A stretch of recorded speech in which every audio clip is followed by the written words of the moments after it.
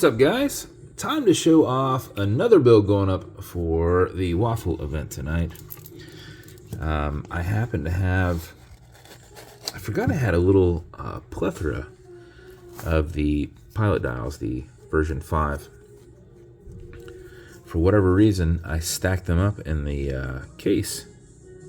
I normally have each dial is kind of different. Well, we made these all the same because it's a specific style, and these are lasered, so they are all pretty much the same. So they were stacked in there. So I was like, okay, I got one of those. I don't want to build one. I don't want to use the last one. Oh, I have 9 of them. Okay, so didn't quite tell I had several. So what we've got here is a lasered version 5 steel pilot dial that's brushed. Did this in a 170 case, which is a nice beefy case. Still a 42, but nice and beefy case.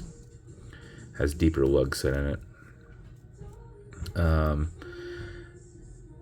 I matched up the insert to the dial, so you've got a silver scandi insert. So it's got your hour markers and it's got your minute referencing on there.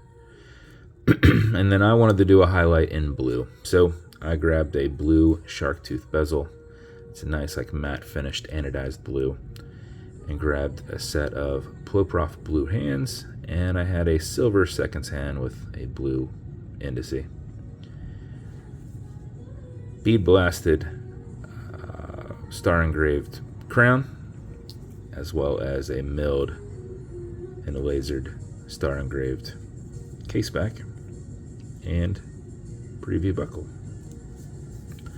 Then I paired this up with a, I was about to say canvas and leather, but it's not a canvas at all. These are just two-tone leather. You've got a nice battleship gray leather overlapped with brown.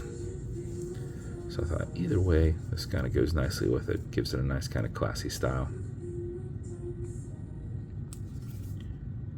So that's the build.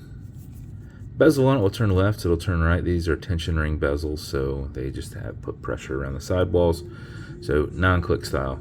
Automatic mechanical, you've got a rotor in the back, so as you're moving, it's moving and keeping your time. But before you put it on, you want to wind it just a little bit, because if you're not active and you just put it on, even if it's running from the night before, unless you sat there and wound it out real deep and you know that you still have plenty of time left, wind it just a little bit before you put it on.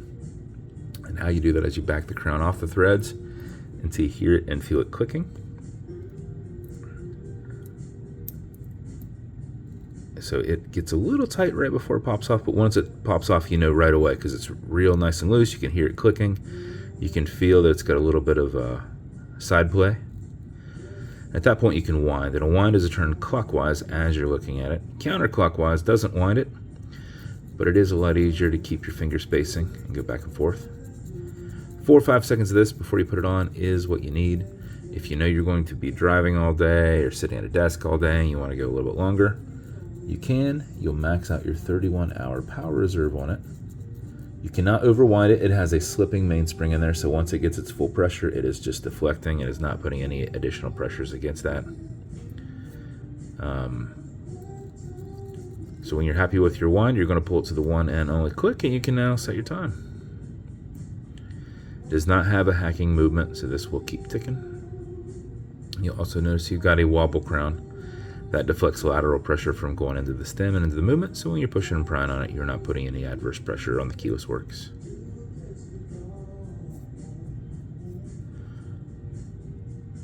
Alexa, what time is it? 2:25 p.m. Push it over, get that out of the time setting mode. Put it down. That little, there we go.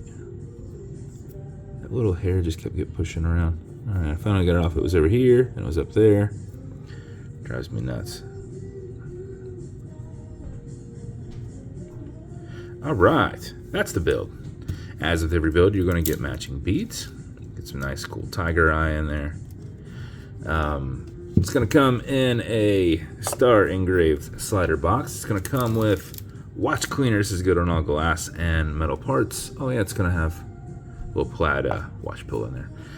So everything here in the center, non-streaking, non-toxic, non-residue, as well as a microfiber. It's going to come with leather conditioner to keep this strap perfectly soft. You'd probably apply it on the back where that is making contact with your skin. Use a rag or something. Don't use one of your microfibers. It could solidify on that a little bit, and then you'd start rubbing that on your glass, rubbing that on your brushed case. If you scratch the case, use a Scotch-Brite. Single pass, green side. Don't go back and forth. You'll get lines. Do rounded single passes and blend them in. And then lastly, you're going to get some fine scratch remover. This is Novus 2 from Amazon, just repackaged. It's like a poly watch. It's for your domed acrylic glass that you can scratch. If you do, you're going to put a tiny bit of this on it, and you're going to buff it out with one of these 2 microfibers that I include. This is the replacement microfiber to this one. If the scratch is up and down, just go left and right, filling that scratch, haze it, and then buff it out. You are essentially just filling that scratch up and rebuilding what you scratched out. So if you scratch it, no worries. Try not to. If you gouge it, that's a different story. But if you scratch it, you should be able to polish that right out and not notice it anymore. But that is the build, and it will be available tonight. And if it's going to you, congrats. Appreciate your support. And if you want me to build you something custom and unique, reach out and I'll see what I can do. And if you want to continue to see videos like this, like and subscribe as I put them up all the time. Thanks, guys.